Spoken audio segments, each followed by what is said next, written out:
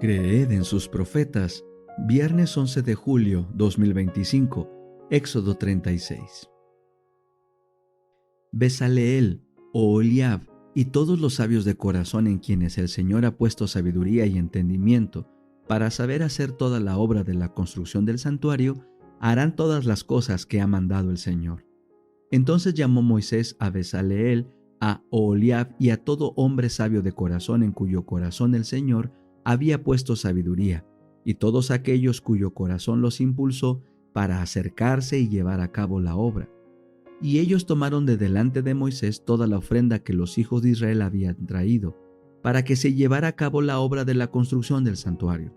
Como el pueblo continuaba trayendo ofrenda voluntaria cada mañana, todos los maestros que hacían toda la obra del santuario dejaron cada uno su trabajo, y hablaron con Moisés diciendo: El pueblo trae mucho más de lo necesario para llevar a cabo la obra que el Señor ha mandado que se haga. Entonces Moisés mandó pregonar por el campamento diciendo: Nadie, hombre o mujer, haga nada más como ofrenda para el santuario. Así se le impidió al pueblo seguir trayendo, pues ya había material suficiente para hacer toda la obra y aún sobraba. Las piezas del tabernáculo. Todos los sabios de corazón de entre los encargados de la obra hicieron el tabernáculo con 10 tapices de lino torcido, de material azul, de púrpura y de carmesí, y los hizo con querubines, obra de fina artesanía. Cada tapiz era de 12 metros y medio de largo y de 1,80 m de ancho. Todos los tapices tenían la misma medida. Él unió 5 tapices el uno con el otro, y también unió los otros 5 tapices el uno con el otro. También hizo lazos de material azul en la orilla del tapiz del extremo, en una unión. Lo mismo hizo en la orilla del otro tapiz del extremo, en la otra unión. Hizo 50 lazos en un tapiz, e hizo 50 lazos en la orilla del tapiz de la otra unión, estando los lazos contrapuestos, uno frente al otro. Hizo también 50 ganchos de oro con los cuales unió los tapices el uno con el otro, de manera que el tabernáculo formó un solo conjunto. Hizo también tapices de pelo de cabra para la tienda que está sobre el tabernáculo, 11 tapices en total.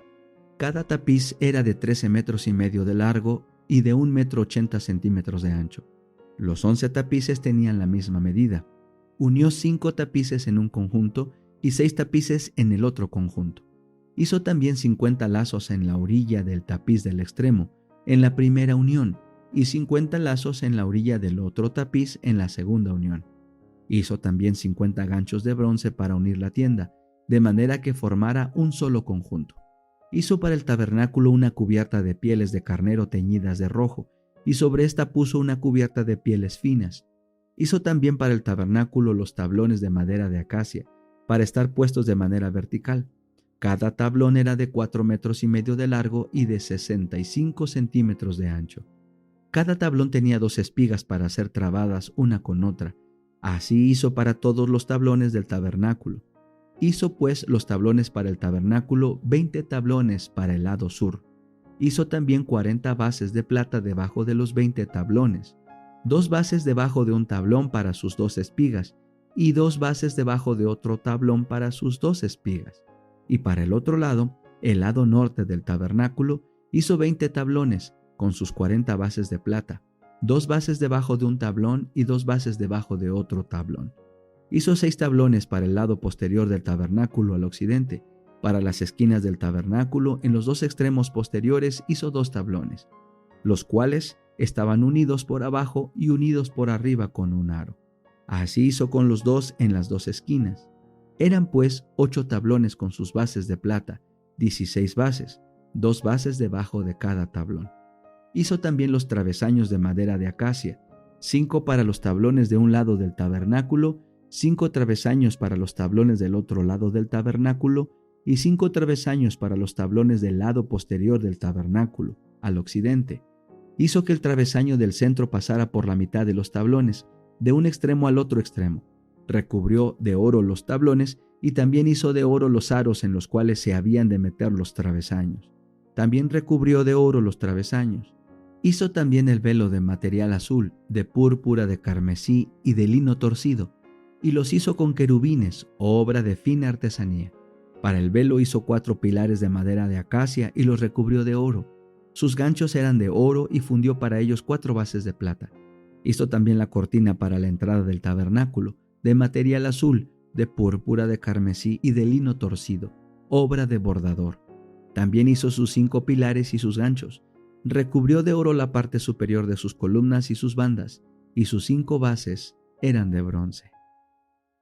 Patriarcas y Profetas, capítulo 16. Jacob y Esaú. Pasaron los años hasta que Isaac, anciano y ciego, y esperando morir pronto, decidió no demorar más en dar la bendición a su hijo mayor. Pero conociendo la resistencia de Rebeca y de Jacob, decidió realizar secretamente la solemne ceremonia. En conformidad con la costumbre de hacer un festín en tales ocasiones, el patriarca mandó a Esaú: «Sal al campo a cazarme algo, hazme un guisado para que yo te bendiga antes que muera». Génesis 27, 3 y 4. Rebeca adivinó su propósito. Estaba convencida de que era contrario a lo que Dios le había revelado como su voluntad. Isaac estaba en peligro de desagradar al Señor y de excluir a su hijo menor de la posición a la cual Dios le había llamado. En vano había tratado de razonar con Isaac, por lo que decidió recurrir a un ardid. Apenas Esaú se puso en camino para cumplir su encargo, empezó Rebeca a realizar su intención. Refirió a Jacob lo que había sucedido y lo apremió con la necesidad de actuar enseguida, para impedir que la bendición se diera definitiva e irrevocablemente a Esaú. Le aseguró que si obedecía sus instrucciones, obtendría la bendición, como Dios lo había prometido. Jacob no consintió enseguida en apoyar el plan que ella propuso. La idea de engañar a su padre le causaba mucha aflicción. Le parecía que tal pecado le traería maldición en lugar de bendición. Pero sus escrúpulos fueron vencidos y procedió a hacer lo que le sugería su madre.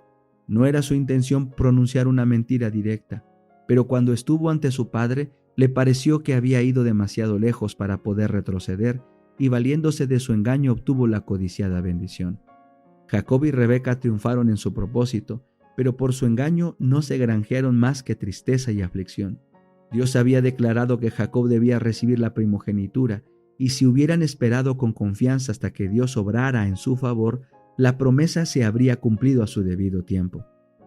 Pero, como muchos que hoy profesan ser hijos de Dios, no quisieron dejar el asunto en las manos del Señor.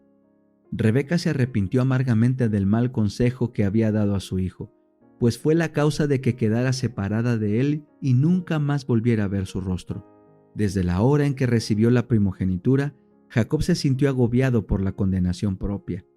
Había pecado contra su padre, contra su hermano, contra su propia alma y contra Dios. En solamente una hora se había acarreado una larga vida de arrepentimiento. Esta escena estuvo siempre presente ante él en sus años postrímeros, cuando la mala conducta de sus propios hijos oprimía su alma. Tan pronto dejó Jacob la tienda de su padre, entró Esaú, aunque había vendido su primogenitura y confirmado el cambio con un solemne juramento. Ahora estaba decidido a conseguir sus bendiciones a pesar de las protestas de su hermano.